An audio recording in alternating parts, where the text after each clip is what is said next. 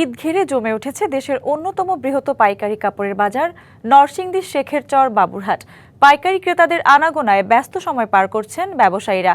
রমজানের শুরুতে বেচা কেনা বেড়েছে কয়েক গুণ। প্রতি হাটে লেনদেন হচ্ছে 2 থেকে 2,500 কোটি টাকা। ঈদকে ঘিরে ঘুরে দাঁড়াতে শুরু করেছে প্রাচ্যের ম্যানচেস্টার খ্যাত নরসিংদীর শেখেরচর বাবুরহাট। দেশের সর্ববৃহৎ কাপড়ের বাজার হিসেবে পরিচিত এই মোকাম পাইকারি ক্রেতাদের ভিড়ে জমজমাট। শাড়ি, লুঙ্গি, 3 piece, shirt piece, pant piece, পাঞ্জাবির কাপড়, থান কাপড়, বিছানার চাদর সহ দেশীয় সব ধরনের কাপড় পাওয়া যায় এই হাটে। একই বাজারে সব ধরনের কাপড়ের সমারোহ, পাশাপাশি দাম ও মানে ভালো হওয়ায় দেশের নানা প্রান্ত থেকে ছুটে আসছেন ব্যবসায়ীরা। অন্যান্য বছর তুলনায় এবছর মালের আমদানি কম। কালকে তো আজ পর্যন্ত কিনতেছি, কেনাকাটা এখন পর্যন্ত শেষ করতে পারি না। এই বাজারে সব কিছু পাওয়া যায়, 3 পিস, থান কাপড়, লুঙ্গি যা আছে সব। যে রেটে চাই ওই রেটের কাপড় পাওয়া যায়। এই জন্য এই বাজারে মানুষের চাহিদা সবাই উঠতে থাকে।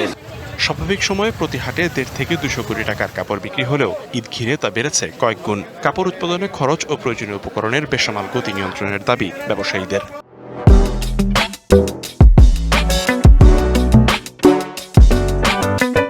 সব ডিস্ট্রিক্ট থেকে লোক আসতেছে, কেনাকাটা হচ্ছে, মোটামুটি ভালোই বোঝা যাচ্ছে। মোটামুটি বেশি না, অনেক ভালো, ঠিক আছে।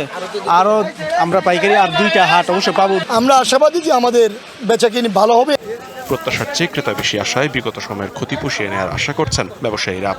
বাজারের পরিস্থিতি ভালোই, তো আমরা আশা করি সামনে আরও 2-3 সপ্তাহ ভালো বেচা কিনা হবে। এই সময় তো যেহেতু রমজানের সময় প্রতি বছরই 200-250 বা 400 কোটি টাকার মতন প্রতি সপ্তাহে শেখেরচর বাজারে বেচা কিনা হয়। শেখেরচর বাবুরহাটে বৃহস্পতি, শুক্র ও শনিবার এই 3 দিন পাইকারি কাপড়ের পসরা সাজিয়ে বসেন ছোট বড় প্রায় 5,000 দোকানি। DBC news desk.